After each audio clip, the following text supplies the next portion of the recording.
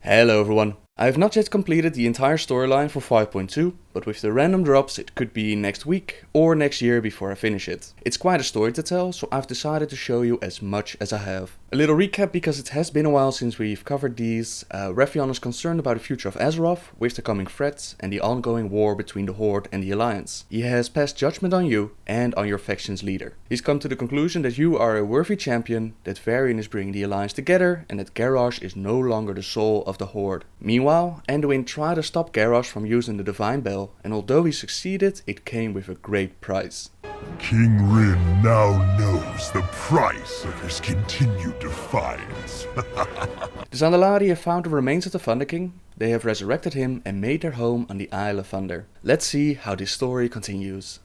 And at the Thunder King, what a magnificent individual. Could you imagine what his empire would be like today if it had not been overthrown and hidden by the Pandaren? I couldn't imagine a crueler tyrant. He enslaved this entire continent. Benevolence is a luxury for the strong, young prince. No great empire was ever built with kindness. I'm not so sure about that. But I can tell you no great empire has ever stood the test of time by crushing its own citizens. Remember, the Mogu were overthrown. That should be the lesson of the Thunder King. It's your move, by the way. I worry you may be too soft to wear your kingdom's crown, Prince Anduin. You would do well to learn some of your father's hardness. Are you lecturing me? You're what, 2 years old? 2 in dragon years. It is your move. Wrathion and Anduin clearly have different views about the Thunder King. Wrathion admires the empire that Lei-Shen was able to build, while Anduin couldn't imagine a crueler titan. Anduin, his wounds has been healed enough by the Pandaren Mistweaver so he can move again, and he has decided to spend his time getting to know Wrathion. You can question him as to how he can trust the Black Dragon after what the Black Dragons have put his family through. What have the Black Dragons done to Anduin? Well, you have of course the events with Deathwing, the events with Nefarian, pretty much all of the Black Dragons. And for those that don't know, Onyxia, Wrathion, his aunt, I suppose, did some horrible stuff to both Varian and Anduin. She was responsible for the Device Brotherhood, the death of Varian his wife, all kinds of bad things. If you want to know more details, I have a different video on it, but know that she eventually kidnapped Anduin and took him to her lair, and that's the entire reason why we used to go to Onyxia's lair. Anduin states that Wrathion is not like the other Black Dragons, he's completely honest, and yet he's always hiding something. The Sunreavers and the Kirintor are assaulting the Isle of the Thunder King, and Wrathion believes that we can benefit from the situation. He asks of you to gather 20 Secrets of the Empire from the Throne of Thunder and 40 trillion bars. Why did you play that piece just now? It's a Pandaren board game. The object is for both players to win. That's ridiculous. Why would you even play? Champion, return now to the Isle of the Thunder King. I will meet you at the Forge, where together we will create an instrument of legendary power. To what end? What are you two working towards? World peace. Using a Mogu weapon forge whose powers you barely understand. My dear Prince, you and I share the same goals. We only differ in our level of commitment. Come, hero. Let us shape a new Azeroth together.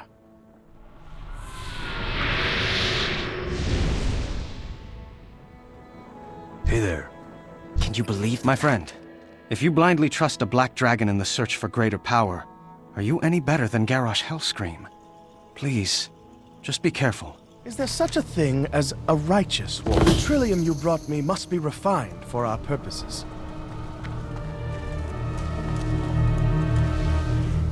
This foundry should be sufficient. Help me manipulate the molds.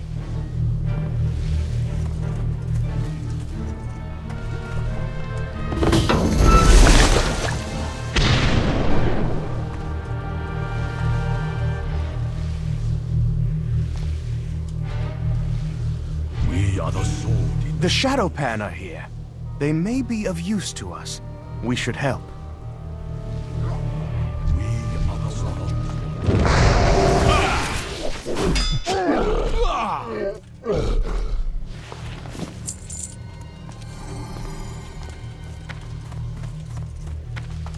These Pandaren question This foundry should be sufficient. We will empower the metal with an electrical charge. Be ready to fight if we draw too much attention.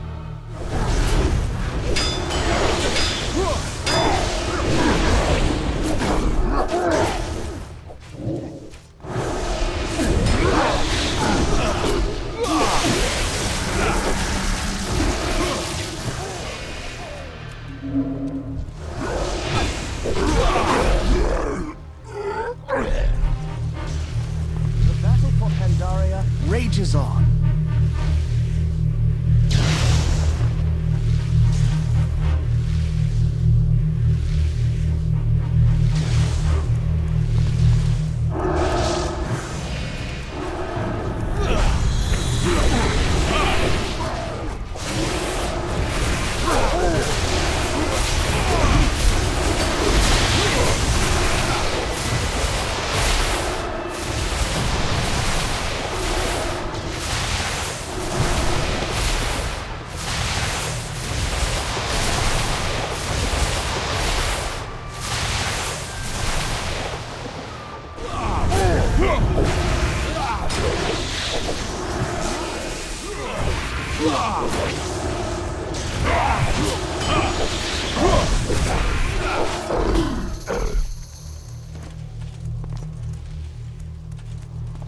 Excellent. The materials are prepared. Follow me.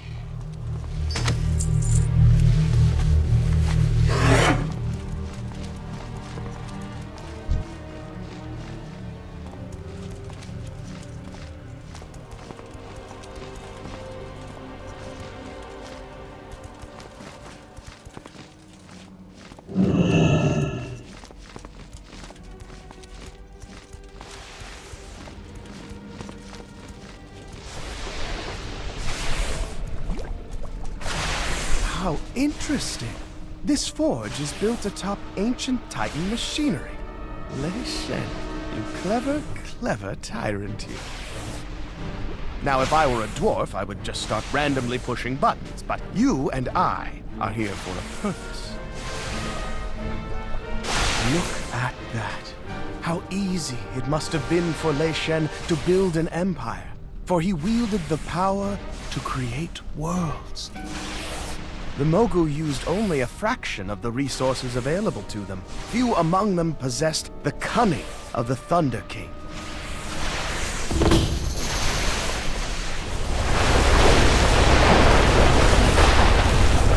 What's this? Anomaly Detected. Anomaly? Look at that! This old Titan technology is acting like a magnet for the Shah. You're an expert at destroying Shah by now. Clean up this mess. The Forge of the Thunder King was built upon ancient Titan machinery, and it looks like Lei-Shen used the device to create his army and the weapons to support them. The Celestial Defender that comes out looks a lot like Elgalon the Observer, so he's a part of the Titanic defense mechanism. It's interesting to see that the Titans have done a lot of work in Pandaria, more than we've seen so far in the rest of the world, and Lei-Shen used all these tools to build his empire.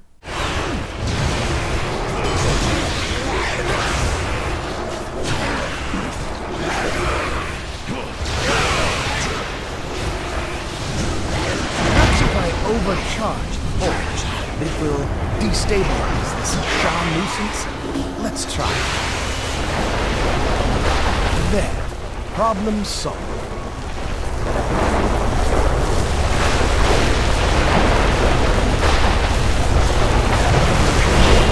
Oh, I may have spoken too soon. The Shah grows in strength. Destroy it! You aren't harboring any bad thoughts, are you? I've overcharged the anvils. They will be very effective against the Shah, but each one can only be used once more.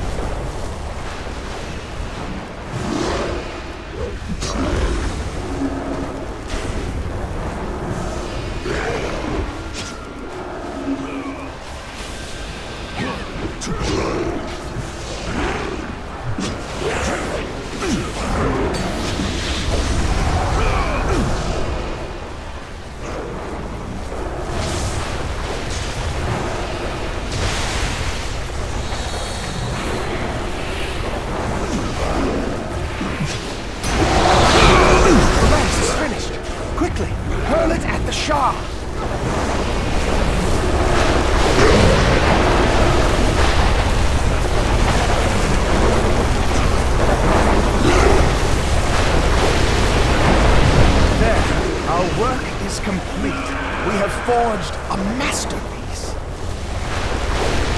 We are done here, but the weapon is not yet tempered. You must thrust the spear into the heart of the Stormlord while he still lives. Be careful. The moment it pierces his hide, you will be assaulted by his power. It is important to throw the spear just before slaying the beast. Not a moment too soon, not a moment too late. I must make preparations back on the mainland. Return to me at the Veiled Stair when you have what I need. Oh, and don't die. The spear is forged, but you still need to temper it with the blood of a demigod. Nalak the Stormlord has been reborn and you now need to thrust your lance into its side when he's nearly dead. Crackles with anger.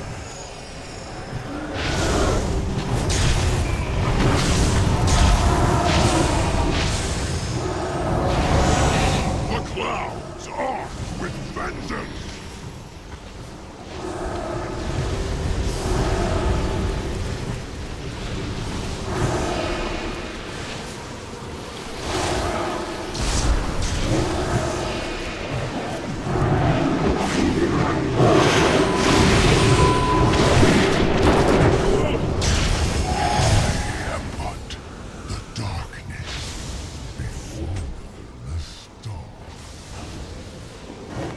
Tom, is that our friend? Meet me atop Mason's Folly, where we met before. What are you two plotting? I keep no secrets. You are welcome to accompany us, Anduin Rin, if your injury permits. Truly a splendor. Have you ever seen such a view, Prince Anduin? It's breathtaking. It's about to get even more awe-inspiring. Champion, behold the fruits of your labors. At the dawn of the world, when the mortal races were young, they did not yet possess the secrets of fire. They shivered in the cold and the rain, until, in one instant, lightning tore the sky. It rent a tree asunder and set it aflame. The mortals gathered around the fire in awe and wonder. It could cook their food and warm their homes. They seized it and protected it. They fed the fire every hour of every day. Hot coals were carried from one primitive camp to the next. Do you see? In a single flash of light, civilization was born. Truly, lightning is a gift of the gods. The Mogu. The Mogu. Their minds were so small. They were built to serve. And when they lost their masters, they served themselves. But they could have been so much more. They built an empire when they could have built a new world. We will do better, champion. Behold, the crown of heaven, my gift to you. You are the ember. You are the spark. You are the fire that will spread across the world.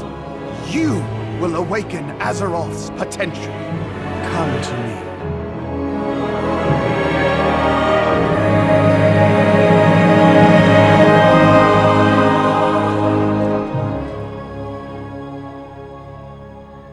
We know now that the Mogu share their roots with the Titans, but many mysteries remain.